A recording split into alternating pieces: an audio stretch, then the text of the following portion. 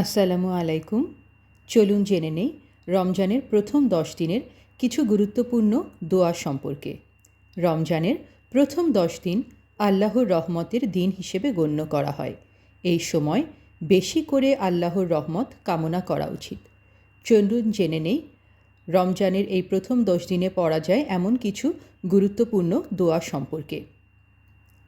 আল্লাহুম্মা ইরহামনি ইয়া আরহামার রাহিমিন, অর্থ হে আল্লাহ, তুমি আমাকে রহমত দান করো, হে সর্বশ্রেষ্ঠ দয়ালু।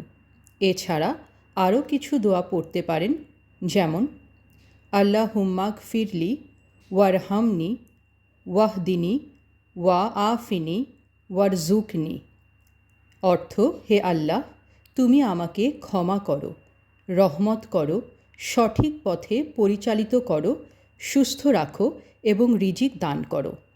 আরও একটি দোয়া রয়েছে, রাব্বিক ফির ওয়ারহাম ওয়া আন্তা খাইরুর রাহিমিন, অর্থ হে আমার প্রভু, আমাকে ক্ষমা করো, দয়া করো, কারণ তুমি দয়ালুদের মধ্যে সর্বশ্রেষ্ঠ।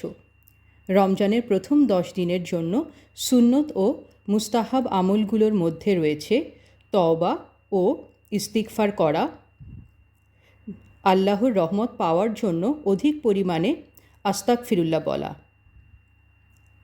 জিকির বেশি বেশি করা, বেশি বেশি সুবহানাল্লাহ, আলহামদুলিল্লাহ, আল্লাহু আকবার, লা ইলাহা ইল্লাল্লাহু বলা, কুরআন তেলাওয়াত করা, বেশি বেশি কুরআন পড়া ও বোঝার চেষ্টা করা, নফল নামাজ পড়া যেমন তাহাজ্জুদ, সালাতুল তাসবিহ ইত্যাদি নামাজ পড়া, সদকা করা, গরিব দুঃখীদের সাহায্য করা ও দান খয়রাত করা। আপনি চাইলে লা ইলাহা ইল্লাল্লাহু মুহাম্মাদুর রাসূলুল্লাহ সহ অন্যান্য জিকির ও দোয়া বেশি বেশি করে পড়তে পারেন, যা আল্লাহর রহমত লাভের অন্যতম মাধ্যম। এবং আল্লাহর রহমতের জন্য বেশি বেশি তওবা ও ইস্তিগফার করাও গুরুত্বপূর্ণ।